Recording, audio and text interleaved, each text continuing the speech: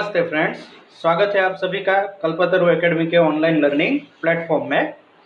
कक्षा 10 English second language का unit 4 a wonderful creation यानी एक अद्भुत रचना या सर्जन, इसकी हम शुरुआत करने जा रहे हैं।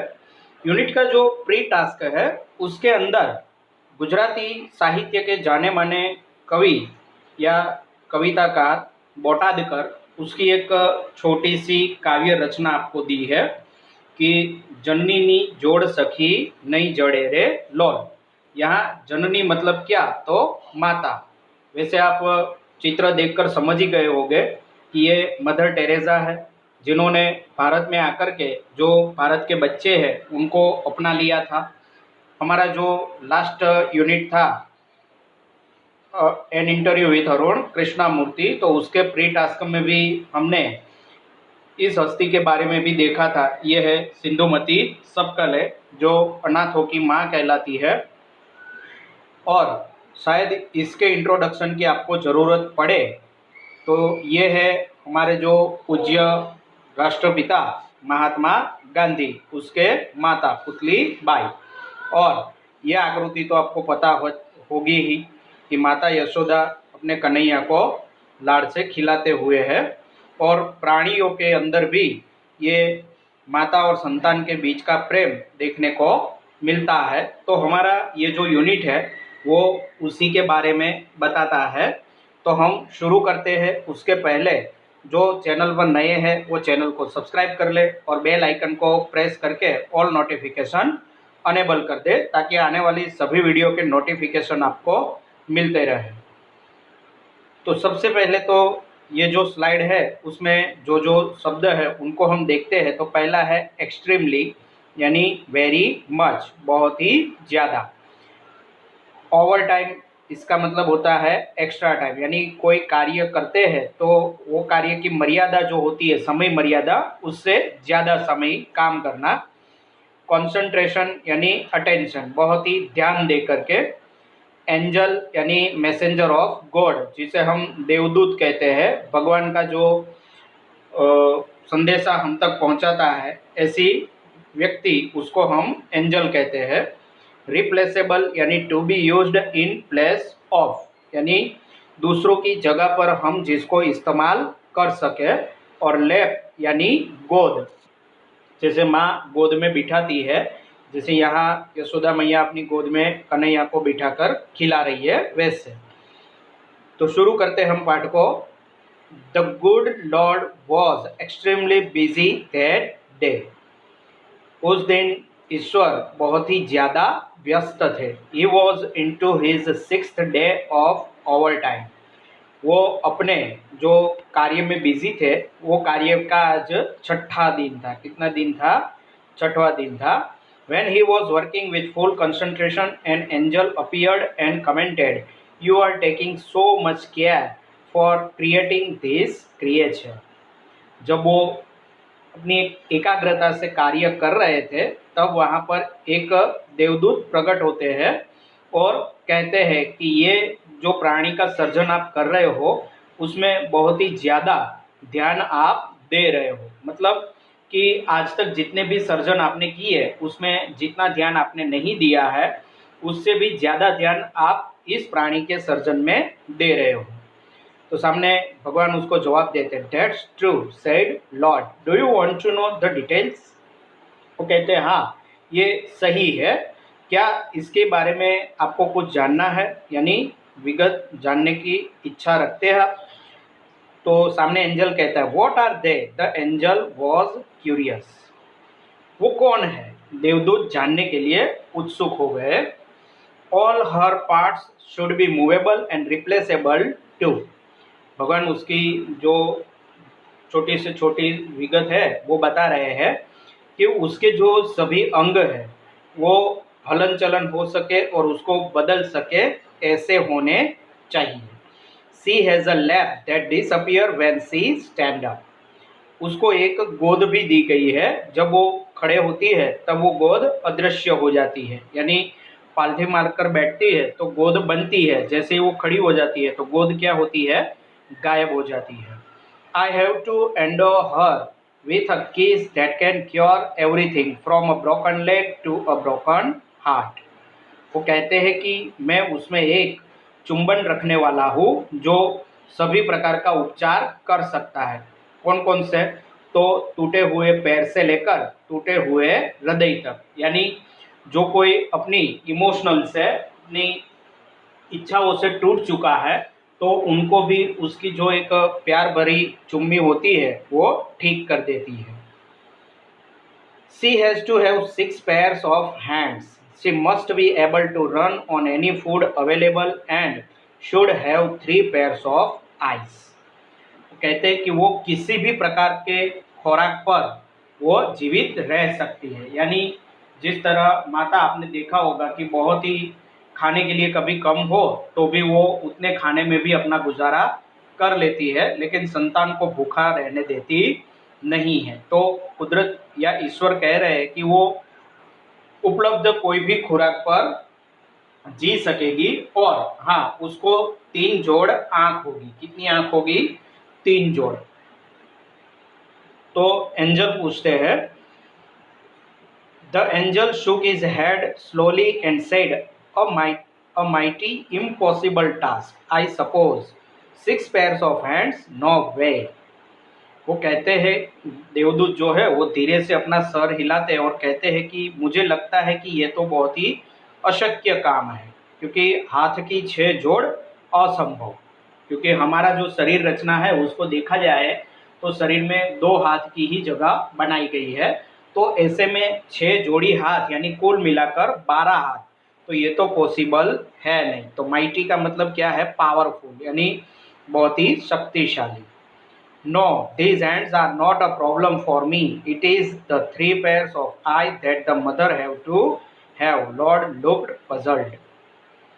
भगवान कहते हैं कि ना, ये हाथ मेरे लिए कोई समस्या नहीं है, माताओं को आंखों की 3 जोड़ होनी चाहिए वो समस्या है। और इस बारे में भगवान जो है वो कुछ उलझन में थे कि कैसे वो किया जाए। ओह, so you creating a standard model of a mother, but 3 pairs of eyes, what for? The angel got interested। तो जो देवदूत है वो कहते हैं, अरे आप माता की एक आदर्श मूर्ति तैयार कर रहे हो ना, तो 3 जोड़ी आंख किस लिए? देवदूत को उसमें रस रुचि आने लगी, वो उसके बारे में ज़्यादा जानना चाहते थे। तो यहाँ पजल्ड का मतलब होता है कंफ्यूज्ड, यानी किसी बातों में उलझे हुए, यानी किसी वस्तु का या प्रश्न का जवाब ना मिलना। स्टैंडर्ड का मतलब होता है यहाँ पर अ लेवल ऑफ क्वालिटी, यानी जो गुणवत्ता है उसको बनाए रखना। साथ में 2 शब्द भी देख लेते हैं। अटरिंग, अटरिंग का मतलब होता है स्पीकिंग, यानी धीरे से बोलना। और सीक्रेट का मतलब होता है हिडन, अनएक्सप्रेस्ड, यानी अंदर छुपा हुआ, किसी को ना बताया गया हो ऐसा। One pair that sees her children through closed doors, another pair to look at the children and say, I understand and I love you without uttering a word, and the third pair to see all secret things without opening them। भगवान कहते हैं कि जो 3 जोड़ी आंख है वो किस लिए है? तो एक जोड़ जो है वो बच्चों को बंद दरवाजे के आर पार देख सकती है, यानी सोचो कि कभी कोई बच्चा रूम के अंदर कैद हो जाता है तो माँ दरवाजे के आर पार देख सकती है कि बच्चा अंदर कौन सी परिस्थिति में होगा, यानी दिमाग में वो एक कल्पना कर सकती है, ऐसा यहाँ कहने का अर्थ है। दूसरी जो जोड़ है वो एक शब्द भी बोले बिना बच्चों को देखकर कहती है कि मैं समझ रही हूँ और मैं तुझे चाहती हूँ, यानी तुझे एक शब्द भी बोलने की जरूरत नहीं है। और तीसरी जो है उसके द्वारा वो कुछ भी पूछे बिना, कुछ भी जाने बिना हमारे अंदर की सारी गुप्त बातों को वो जान सकती है। Lord requested the angel. भगवान ऐसा कहकर जो देवदूत है उसको एक आजीजी विनंती करते हैं, क्या? Please go to bed, do not take so much trouble in a single day. एक ही दिन में इतना ज़्यादा श्रम करना आपके लिए अच्छा नहीं है, कृपा करके आप सो जाइए। देवदूत उसको विनंती कर रहे हैं। भगवान जवाब देते हैं, I can not, he refused. भगवान ने मना कर दिया कि ना, मैं नहीं सो सकता। I have almost completed the work, मैंने लगभग कार्य पूरा कर दिया है। I have put the best of my ideas into this model, इस मूर्ति के अंदर मैंने अपनी श्रेष्ठ कल्पनाओं को डाला है। Now this mother will heal herself when she is sick, अब ये जो माँ है वो स्वयं अपने आप को खुद ही तैयार कर सकती है। यहाँ हिल का मतलब क्या है? क्योर, अपनी खुद की सारवार कर लेना। तो जब वो बीमार होगी तो वो स्वयं ही खुद से ठीक हो जाएगी। She would be able to feed a family of 6 members only on half a kilo of cabbage, ये कुटुंब में 6 सदस्यों को आधे किलो पत्ता गोभी में भी खिला सके ऐसी कैपेबल है। And she would manage a child's bath, play, study, food and sleep without getting irritated. वो कहते हैं कि ये अपना दिमाग खोए बिना यानी गुस्सा होए बिना ही बच्चे का नहाना, खेलना, अभ्यास यानी पढ़ाई, खाना पीना, सोना, इन सारी चीज़ों को संभाल सकती है। The angel went round the model and the mother very slowly, जो देवदूत है वो माता की मूर्ति की प्रदक्षिणा धीरे धीरे कर रहे थे, यानी चारों तरफ घूम करके वो देख रहे थे। He touched it and said it's too soft, वो उसको स्पर्श करते हैं और कहते हैं कि ये बहुत ही कोमल है, नरम है। बट वेरी टफ, लेकिन बहुत ही मजबूत मनोबल वाली है। सेड द लॉर्ड एक्साइटेड, भगवान अंदर से ही इतने उत्साहित थे। तो भगवान ही कहते हैं कि ये बाहर से भले ही कोमल है लेकिन अंदर से बहुत ही मजबूत मनोबल वाली है। You can not imagine what this mother can do and endure, endure का मतलब क्या है? बियर, टॉलरेट यानी सहन करना। ईश्वर कहते हैं कि ये माता क्या कर सकती है और कितना सहन कर सकती है, इसकी तू कल्पना भी नहीं कर सकता। देवदूत कहते कैन इट थिंक, क्या ये सोच सकती है? तो भगवान कहते हैं not only can see think but can reason and compromise too, said the Lord. भगवान कहते हैं कि ये सिर्फ सोच ही नहीं सकती लेकिन बुद्धिपूर्वक सोचकर समाधान भी दे सकती है। यहाँ रीजन का मतलब यदि वर्ब के रूप में हो तो टू थिंक लॉजिकली, यानी एक के बाद एक जो स्टेप लेकर के वो अपनी बुद्धिपूर्वक सोचती है। और रीजन नाउन के रूप में हो तो यहाँ आता है कारण, वजह। इसके बाद है कॉम्प्रोमाइज यानी एडजस्ट, तो सेट करना यानी उसका जो भी जवाब ढूंढना वगैरह वगैरह। यूनिक यानी वेरी स्पेशल और अनयूजुअल, मतलब कि बहुत ही खास और नॉर्मली जो देखा ना गया हो ऐसा। लीकेज यानी fluid coming out of a crack और हॉल, यानी छोटे से छेद या दरार में से पानी का बाहर आना। एक्सप्लेन यानी to make clear, simplify, clarify, मतलब कुछ भी बोल करके क्लियर करना, स्पष्ट करना ऐसा।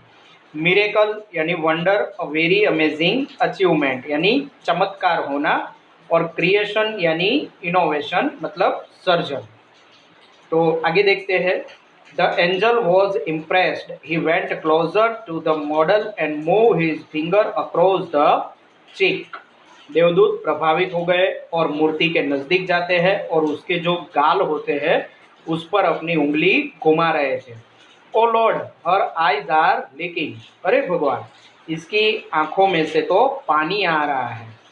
तो भगवान कहते हैं how did this happen, it must be a tear, ये कैसे हो सकता है? ये जरूर आंसू ही होने चाहिए। I have not put it there, मैंने वो वहाँ नहीं रखे। इट इज़ अ मिरेकल, ये तो एक चमत्कार है। द लॉर्ड एक्सप्लेन्ड, ईश्वर ने आश्चर्य के साथ कहा, क्योंकि ईश्वर ने इसकी रचना नहीं की थी, किसकी? आंसू की, फिर भी आंसू उसमें देखने को मिले। But what is a tear for my Lord, तो देवदूत कहते हैं लेकिन ये जो आंसू है वो किस लिए है? It is something unique, maybe it is for pain, joy, pride, disappointment, loneliness, the Lord explain. वो कहते हैं कि ये कुछ विशिष्ट है, संभव है कि ये वेदना के लिए हो, खुशी के लिए हो, गर्व के लिए हो, निराशा के लिए हो या एकलता के लिए हो। What a wonderful creation. देवदूत कहते हैं कि कितना अद्भुत सर्जन है। तो फ्रेंड्स, यहाँ पर हमारा ये यूनिट पूरा होता है।